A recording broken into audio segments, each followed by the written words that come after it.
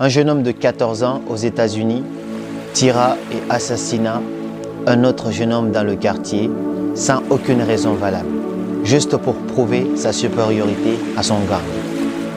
Il fut arrêté, jugé avant d'être condamné. Tout le quartier était choqué. Mais durant tout ce temps, la mère du gosse qui avait été tué n'avait pas dit un seul mot, parce que c'était son fils unique. Elle était complètement abasourdie. Et lors du jugement, la dame, elle était là. Pendant tout le jugement, elle n'avait pas dit un seul mot. Et puis à un moment, elle se lève, elle s'approche du jeune homme et puis lui dit calmement, « Je vais te tuer ». Elle le regarde droit dans les yeux et lui dit, « Je vais te tuer ». Et puis le jeune homme fut transporté en prison. Il resta en prison pendant plusieurs mois. Personne n'est jamais venu lui rendre visite. Même pas le chef du gang pour lequel il voulait prouver sa supériorité. Et puis un jour, tout d'un coup, il reçoit une visite. C'était la mère du jeune homme qu'il avait assassiné. Lorsqu'il a vu la dame, il a eu peur.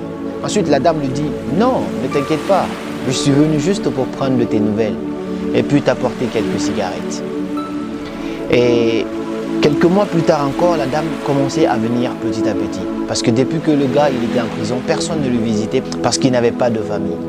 Et la dame commençait à venir régulièrement. À chaque fois qu'elle venait, elle lui apportait des petits cadeaux, des cigarettes, essayant de comprendre la mentalité du jeune homme qui a tué son seul et unique fils. Et puis, quelques années plus tard, le jeune homme avait 18 ans. Il n'allait pas tarder à sortir de prison.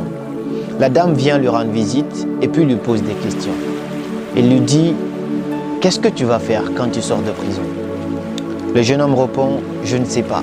Je ne sais absolument pas ce que je vais faire de ma vie. J'ai aucun membre de ma famille. » Il lui dit, « D'accord, j'ai un ami qui gère une usine à côté de chez moi. Est-ce que ça te dirait que je te trouve un emploi là, que tu travailles là ?» Le jeune homme dit, « Oui, je veux bien. » Ensuite, il lui dit, « Mais où tu vas habiter ?» Le jeune homme dit, « Je ne sais pas, je n'ai aucune idée. Je n'ai pas de famille, j'ai personne. » Il lui dit, « J'ai un petit espace chez moi, j'ai une petite chambre chez moi. Est-ce que tu veux habiter là-bas également ?» Le jeune homme accepte ça aussi, il dit oui. Et puis les années passées, le jeune homme habitait maintenant chez la dame. Il travaillait, il avait commencé à avoir une situation stable et beaucoup plus équilibrée.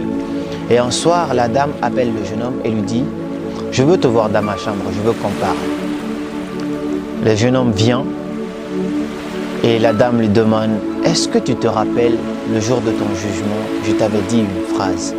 Je t'avais dit que j'allais te tuer. » Il dit, « Oui, maman, je me rappelle. Je ne vais jamais oublier ce jour. » Il dit, « Bien, alors je l'ai fait. » Il dit, « Je ne voulais plus jamais revoir ce jeune homme qui a tué mon fils, mon unique fils. Je ne voulais pas voir cette personne horrible sur cette terre à nouveau. Et donc j'ai décidé d'en finir avec cette personne.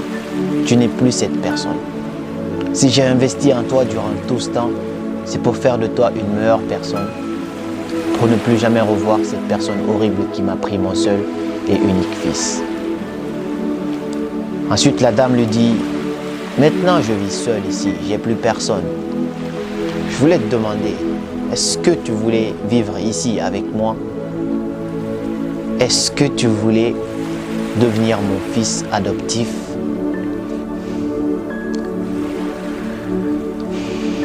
Le jeune homme lui dit, « Oui, je veux bien. » Et elle devient la mère de l'assassin de son fils.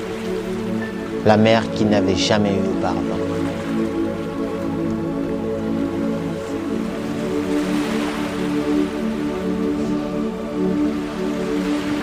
Je ne sais pas c'est quoi la morale de cette histoire. Peu importe l'interprétation que tu donneras à cette histoire, j'espère qu'elle t'a touché et qu'elle t'a appris quelque chose. Merci.